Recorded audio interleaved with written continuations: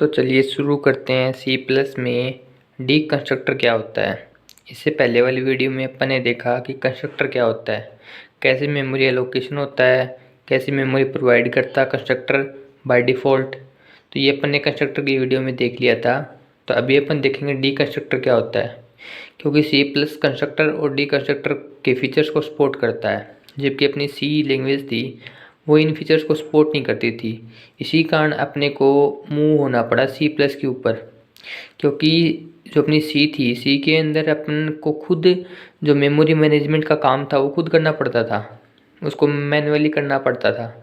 जबकि C plus के अंदर ऐसा नहीं करना पड़ता अपने को, क्योंकि सी प्लस का फीचर है कि ये बाय डिफ़ॉल्ट खुद ही जो कंपाइलर अपने आप ही उसको मेमोरी मैनेजमेंट का काम कर लेता है।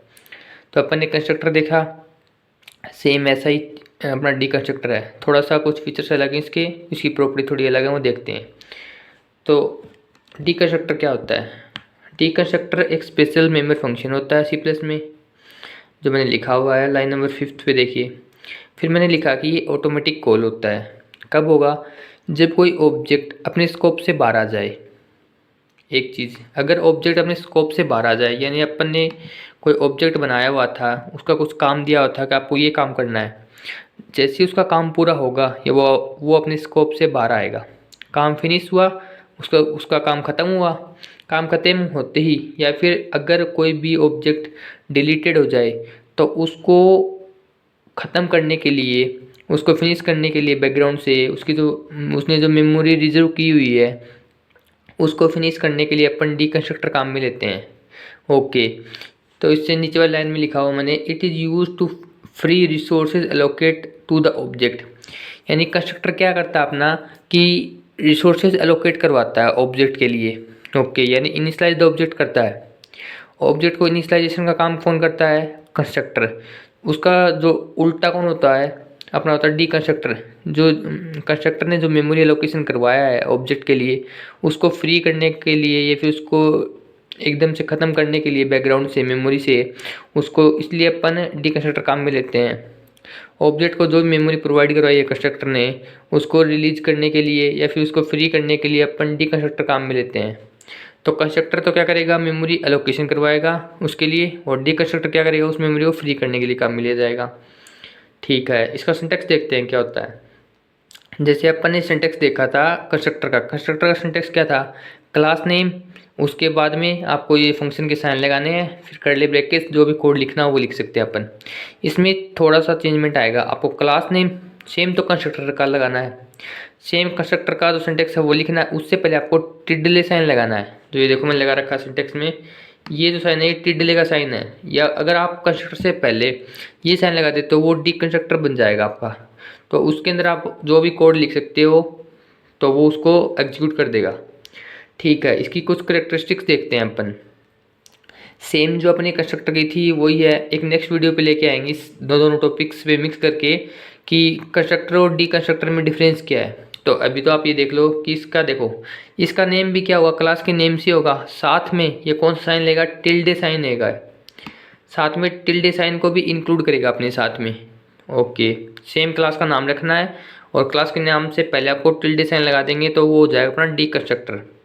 ओके, फिर देखो इसमें अपन पैरामीटर, अपन देखो कंस्ट्रक्टर की वीडियो आपने देखी हो मेरी, तो उसके अंदर अपन पैरामीटर पास कर रहे थे, जबकि डी कंस्ट्रक्टर कोई भी पैरामीटर नहीं लेता है और न इसका कोई रिटर्न टाइप वैल्यू होती है। रिटर्न टाइप वैल्यू तो उसकी भी नहीं होती है कोई भी, दोनों सेम है ये तो, बट वो पैरामीटर एक्सेप्ट करता है जबकि डी कंस्ट्रक्टर अपना नहीं करता। फिर अपन देखते हैं कि वन पर classes, A class can have only one D constructor. इसका मतलब क्या है कि एक क्लास के अंदर अपन एक से ज़्यादा कंस्ट्रक्टर उसके अंदर क्रिएट कर सकते हैं, जबकि एक क्लास के लिए अपन एक ही डी कंस्ट्रक्टर बना सकते हैं, वो सभी के लिए काम कर देगा। जबकि अपन एक से ज़्यादा मल्टीपल्स क्रिएट कर सकते हैं, किसके लिए, किसको कर सकते हैं अपन, कंस्ट्रक्टर को। जबकि डी कंस्ट्रक्टर अपन पर क्लास पर एक ही क्रिएट कर सकते हैं। ठीक है, इसका एग्जाम्पल अपन देखेंगे देव सी प्लस में कैसे डी कंस्ट्रक्टर का कोड लिखा जाता है। तो चलो देव सी प्लस पर रन करते हैं। तो ये देव सी प्लस ओपन कर लिया अपन ने, तो थोड़ा जूम कर देता हूँ। तो सबसे पहले अपन हेडर फाइल को इंक्लूड करते हैं, हैशटैग इंक्लूड आईओस्ट्रीम यूजिंग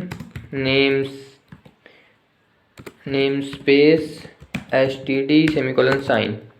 उसके बाद देखो जैसे ये अब अपन क्या करेंगे, क्लास क्रिएट करेंगे, क्लास के अंदर ये प्रोग्राम लिखेंगे। तो क्लास क्रिएट कर लेते हैं डीसी नाम से। ओके, तो अभी अपन क्या करेंगे, एक तो बनाएंगे कंस्ट्रक्टर, एक बनाएंगे डी कंस्ट्रक्टर। जैसे पहले एक वेरिएबल बनाते हैं, वेरिएबल बनाया एक्स। अभी क्या करेंगे, इसको कंस्ट्रक्टर के थ्रू अपन इसको मेमोरी अलोकेशन करवाएंगे। तो ये है अपना कंस्ट्रक्टर। इससे पहले अपन एक्सेस स्पेसिफायर यूज कर लेते हैं, पब्लिक, ये ठीक है। अभी अपन क्या करेंगे, इसको मेमोरी एलोकेशन करवाते हैं, किसको, एक्स को अपन ने बोला कि मेमोरी के अंदर आप एक बॉक्स बनाओ, उसके अंदर आप एक्स के लिए बॉक्स बना दो मेमोरी के अंदर, उसमें 34 असाइन करवा दो। कंस्ट्रक्टर ने अपना काम कर दिया। अगर जैसे अपन ने एक्स से कुछ ऑपरेशन किए, कुछ भी ऑप्शन ऑपरेशन किए, मान लीजिए प्लस माइनस गुणा वा कुछ भी किए, उसके ऊपर ऑपरेशन करने के बाद जैसे उसका काम खत्म होगा एक्स का, तो उसने मेमोरी में तो जगह ले ही रखी है, तो वो अपन सोचते हैं कि इसी मेमोरी का जो मैनेजमेंट है वो ख़राब होता है, कि जिसका कोई काम नहीं है, काम खत्म होने के बाद अगर वो वहीं पर रहेगा तो मेमोरी तो रिजर्व रखेगा वो। तो अपन सोचते हैं कि इसी मेमोरी पे दिक्कत आएगी। तो अपन एक डी कंस्ट्रक्टर है कंपाइलर के पास जो ऑटोमेटिक कॉल होता है। वो कॉल कब होगा, या तो कोई ऑब्जेक्ट डिलीट कर दिया अपन, जैसे अपन अगर एक्स को डिलीट करते हैं यहाँ पर, तो क्या करेगा, बट मेमोरी में तो उसके लिए स्पेस अभी भी रिजर्व है। तो सी प्लस के पास ऐसा फीचर होता है, ये ऑटोमेटिक बैकग्राउंड के अंदर उसको डिलीट कर देता है। तो अभी एक्स के लिए मेमोरी रिजर्व होगी, क्यों, क्योंकि एक तो ये इंटीजर वैल्यू है, तो इसने 4 बाइट ऑफ मेमोरी रिजर्व कर ली, किसमें, मेमोरी में। तो अपन इसको फ्री करेंगे किसके थ्रू, डी कंस्ट्रक्टर के थ्रू। तो ये अपना कंस्ट्रक्टर है। अभी अपन डी कंस्ट्रक्टर का प्रोग्राम लिखते हैं, तो इसको कर लेते हैं कॉपी।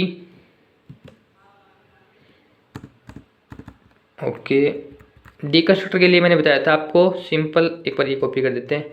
इससे पहले आपको टिल्डे साइन लगा देना,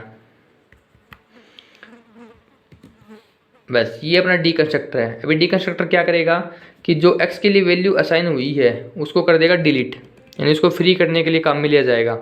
ठीक है, तो अपन को क्या पता चलेगा कि फ्री हुआ या नहीं हुआ, या अपनी यानी अपना जो डी कंस्ट्रक्टर है वो रन हुआ है नहीं हुआ। तो अपन एक सिंपल स्टेटमेंट प्रिंट करवा के देख लेते हैं इसके थ्रू। अगर वो प्रिंट हुई तो मतलब ये रन कर रहा है बैकग्राउंड में, अदरवाइज नहीं कर रहा। तो अपन लिखते हैं C out D constructor is running.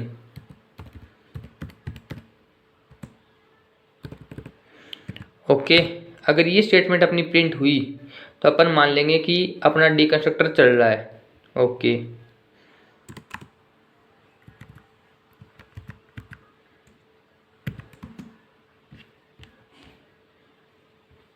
एक सेकेंड।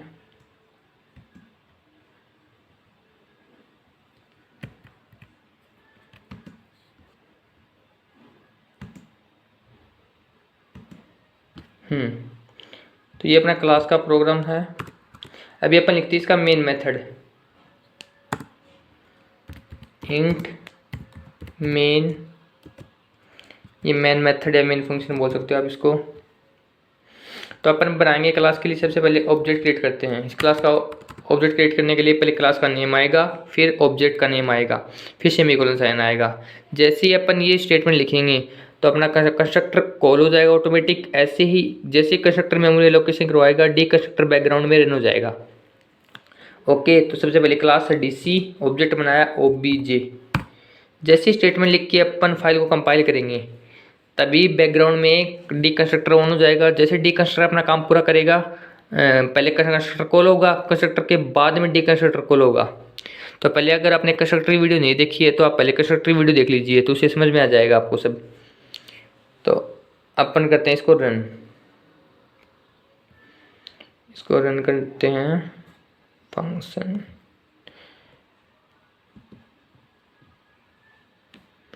एक सेकेंड, ये इसको करते हैं लॉक, इसको करते हैं फाइल को सेव अपन, इसको करते हैं डीसी नाम से।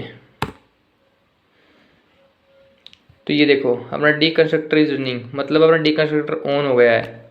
तो जैसे ही ये हुआ क्या बैकग्राउंड के अंदर, इसको करते हैं इधर। तो देखो, सबसे पहले जैसे अपन ने एक्स के लिए मेमोरी रिजर्व करवाई मेमोरी के अंदर, तो वैसे ही डी कंस्ट्रक्टर बैकग्राउंड में कॉल हो जाएगा। जैसे इसका काम पूरा हुआ डी कंस्ट्रक्टर का, तो डी कंस्ट्रक्टर कॉल हो जाएगा। जैसे ही एक्स के लिए जो वैल्यू रिजर्व कर रखी थी 4 बाइट्स ऑफ मेमोरी, उसको ये क्या कर देगा, फ्री कर देगा। तो इस प्रकार अपन डी कंस्ट्रक्टर को चेक कर सकते हैं कि वो बैकग्राउंड में रनिंग है या नहीं है। तो ये अपना डी कंस्ट्रक्टर होता है। क्या होता है कि एक सिंपल टाइप एक स्पेशल मेमोरी फंक्शन होता है, ऑटोमेटिक कॉल होता है। कब कॉल होगा, जब ऑब्जेक्ट डिलीट हो जाए, या फिर अपन मान सकते हैं कि ऑब्जेक्ट का जो स्कोप है वो स्कोप से आउट हो जाएगा ना, कोई भी ऑब्जेक्ट। अगर ऑब्जेक्ट स्कोप से आउट होगा तो अपना डी कंस्ट्रक्टर ऑन हो जाएगा। ठीक है, स्पेशल टाइप मेमोरी फंक्शन होता है इसका। मैंने आपको ये बता दिया। इसका सिंटैक्स क्या होता है, आप कंस्ट्रक्टर के साइन से कंस्ट्रक्टर लिखना, उससे पहले आप टिल्डे साइन लगा देना, ये तो आपका डी कंस्ट्रक्टर बन जाएगा वो। बस सिंपल है। तो अभी नेक्स्ट वीडियो लेके आएंगे कल, तब तक के लिए आप कंस्ट्रक्टर और डी कंस्ट्रक्टर को देख सकते हो।